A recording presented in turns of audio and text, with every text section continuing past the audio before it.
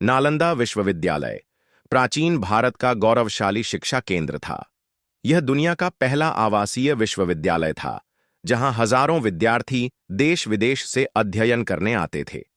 इसकी प्रतिष्ठा केवल भारत में ही नहीं, बल्कि पूरे विश्व में थी। इसके निर्माण, स्वर्ण युग, विध्वंस और पुनरुद्धार के पीछे कई रहस्यमयी घटनाएं भी जुड़ी हुई हैं, जो इसे और अधिक आकर्षक और रहस्यमयी बनाती हैं। बात करें नालंदा विश्वविद्यालय की स्थापना और प्रारंभिक विकास की, तो कहा जाता है कि नालंदा विश्वविद्यालय की स्थापना गुप्त वंश के सम्राट कुमारगुप्त प्रथम ने लगभग 5वीं शताब्दी में की थी। यह न केवल एक शिक्षण संस्थान था, बल्कि एक आध्यात्मिक और बौद्धिक केंद्र भी था। इसकी स्थापना का मुख्य उद्देश्य शिक्षा और ज्ञान के प्रचार प्रसार को बढ़ावा देना था।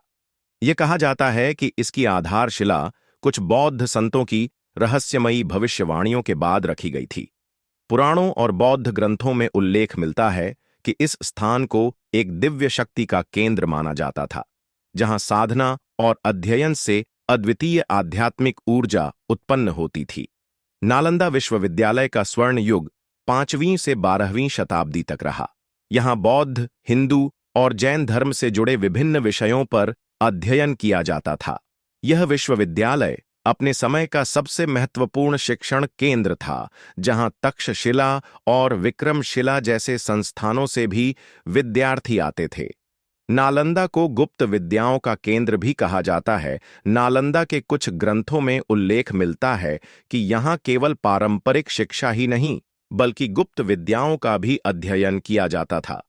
इनमें तंत्र साधना, योग, ज्योतिष, खगोल विद्या और रहस्यमयी शक्तियों से जुड़े विषयों को पढ़ाया जाता था। ऐसा कहा जाता है कि यहाँ तपस्वी और संतों द्वारा ऊर्जा केंद्रों को जागृत करने की विधियां सिखाई जाती थीं। कुछ प्राचीन विद्वानों का मानना है कि यहाँ ब्रह्मांडीय ऊर्जा को केंद्रित करने की तकनीकों पर भी शोध किया जाता था। अब बात करते हैं नालंदा पाठ्यक्रम और अध्ययन प्रणाली की। तो जैसा कि पूरा विश्व इस बात को नकार नहीं सकता कि नालंदा में शिक्षा प्रणाली अत्यंत उन्नत थी। यहाँ मौखिक, लिखित तथा व्यावहारिक शिक्षा का समावेश था। विद्यार्थी यहाँ शास्त्रार्थ अर्थात डिबेट्स के माध्यम से ज्ञान अर्जित करते थे। नालंदा विश्वविद्यालय के प्रमुख विषयों में निम्नलिखित शामिल थे। नंबर 1, धर्म और दर्शन। यहाँ बौद्ध, जैन, हिंदू और अन्य धर्मों की गहन अध्ययन प्रक्रिया का पालन किया जाता था। नंबर 2, खगोल शास्त्र और गणित। इसमें ग्रहों की गति, संख्या प्रणाली और समय गणना पर शोध किया जाता था। नंबर 3, आयुर्वेद और चिकित्सा विज्ञान।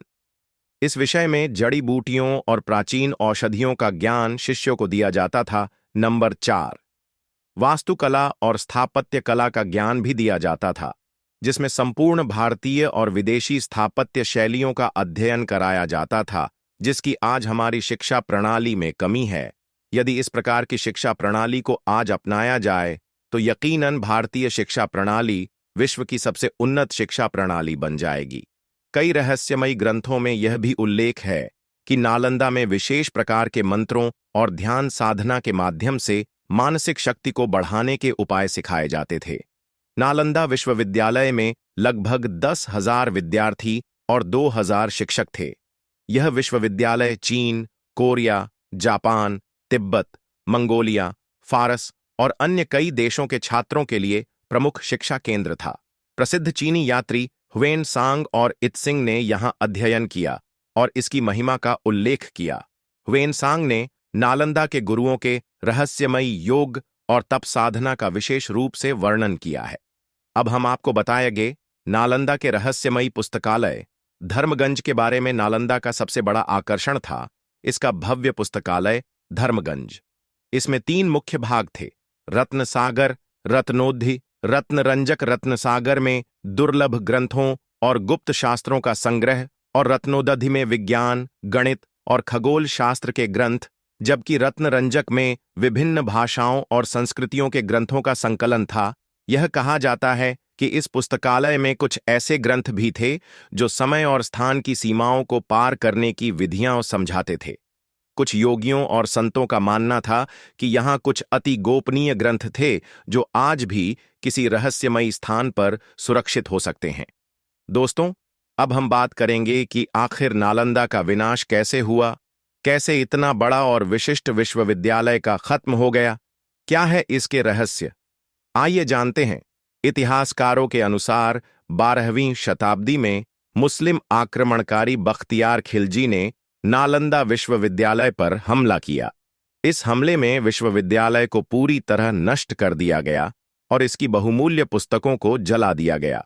ऐसा कहा जाता है कि पुस्तकालय में इतनी किताबें थीं कि वे 6 महीने तक जलती रहीं।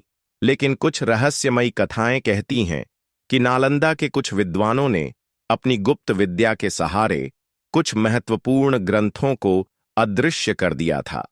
कुछ विद्वानों का मानना है कि यह ज्ञान आज भी तिब्बत और हिमालयी क्षेत्रों में सुरक्षित हो सकता है। 21वीं शताब्दी में भारत सरकार ने नालंदा विश्वविद्यालय को पुनर्जीवित करने की दिशा में कार्य किया। 2010 में नए नालंदा विश्वविद्यालय की स्थापना की गई, जो आज आधुनिक शिक्षा का केंद्र बनने की ओर अग्रसर है।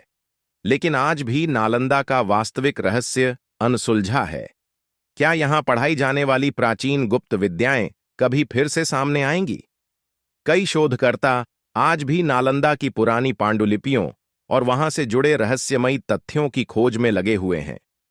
नालंदा विश्वविद्यालय केवल शिक्षा का केंद्र ही नहीं, बल्कि एक रहस्यमयी आध्यात्मिक केंद्र भी था।